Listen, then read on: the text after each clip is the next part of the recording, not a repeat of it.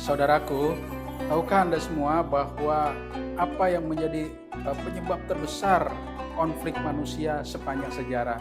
Ada satu kata, yaitu kata punya, kata milik, kata hak. Ini punya saya, ini hak saya, ini milik saya. Inilah yang menjadi sumber konflik sepanjang sejarah manusia terbesar. Mulai dari anak-anak Nabi Adam, Qabil dan Habil, itu rebutan soal istri. Kemudian Perang Dunia Pertama, Perang Dunia Kedua, perang antar negara, rebutan perbatasan, rebutan kekayaan alam, rebutan pengaruh dan sebagainya. Intinya rebutan hak milik. Perang preman, rebutan lahan parkir, perang antar suku, rebutan tanah adat, sampai akhirnya perang antar remaja, antar pelajar, rebutan cewek. Kemudian satu lagi yang mengerikan, ribut saudara kandung, rebutan waris. Jadi cukup sudah banyak bukti sepanjang sejarah hidup manusia, di antara penyebab yang paling besar sumber konflik manusia adalah milik. Begitu ya, sebagai seorang yang beriman kepada Allah, kita sudah punya keyakinan bahwa kita semua milik Allah, bumi langit semua milik Allah, kerajaan semua milik Allah. Lillahi ma fis samawati wa ma fil ardh. Kepunyaan Allah apa saja yang ada di langit dan di bumi. Qulillahumma malikal mulki tu'til mulka man tasya. Semua kerajaan ini milik Allah.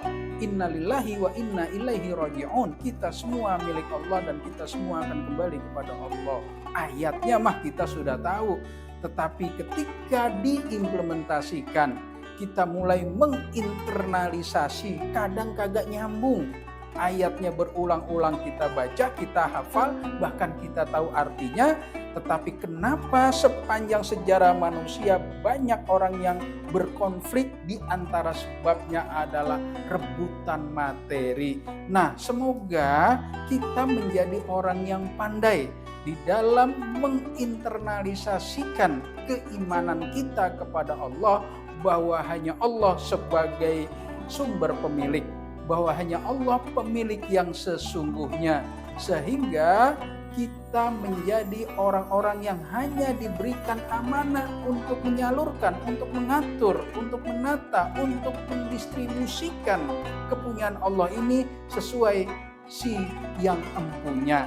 Dan akhirnya semoga kalau terjadi konflik, kita tidak termasuk yang ada di dalamnya, dan kita tidak akan menjadi sumber penyebab konflik sepanjang sejarah manusia.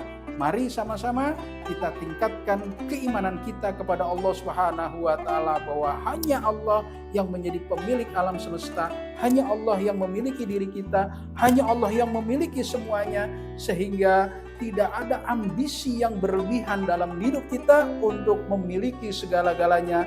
Hidup ini akan menjadi tentram, damai, dan bahagia. Assalamualaikum warahmatullahi wabarakatuh.